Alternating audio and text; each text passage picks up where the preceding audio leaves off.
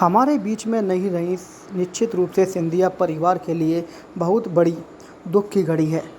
पूरे ही परिवार चंबल के साथ साथ महाराज सिंधिया से जुड़े हुए पूरे देश के लोग बहुत दुखी हैं।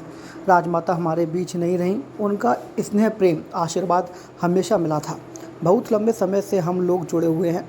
बड़े महाराज माधवराव सिंधिया चुनाव लड़ते थे तो चुनाव में निकलती थी, राजनीति में नहीं थी।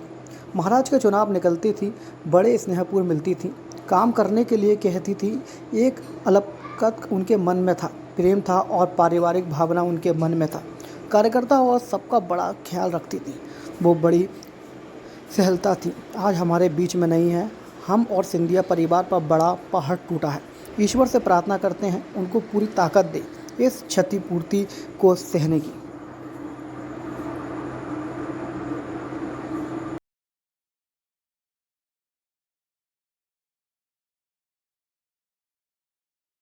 आज हम लोगों के बीच नहीं रही। निश्चित रूप से सिंधिया परिवार के लिए तो बहुत बड़ी दुख की घड़ी है ही। पूरे ग्वालियर चंबल के साथ साथ महाराज सिंधिया से जुड़े हुए पूरे देश के लोग आज बहुत ही दुखी हैं कि राजमाता हमारे बीच नहीं रही। उनका स्नेह प्रेम आशीर्वाद हमेशा मिलता था। बहुत लंबे समय से हम लोग जुड़े हुए हैं। जब बड़े महाराज माधवराव सिंधिया जी चुनाव लड़ते थे तो वो चुनाव में निकलती थी। राजनीति में तो वो नहीं थी, पर महाराज के चुनाव में निकलती थी। हम लोगों से बड़े स्नेहपूर्वक मिलती थी, काम करने के लिए कहती थी। तो एक अपनत्व उनके मन में था, प्रेम था और पारिवारिक भावना उनके मन में थी। बड़ा ख्याल रखती थी कार्यकर्ताओं का भी और सबका बड़ा ख्याल रखती थी।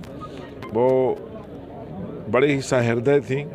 आज हमारे बीच में नहीं है। हम सिंधिया परिवार पर जो दुख का पहाड़ टूटा है, ईश्वर से प्रार्थना करते हैं कि उनको पूरी ताकत दे इस क्षतिपूर्ति को सहन करने की।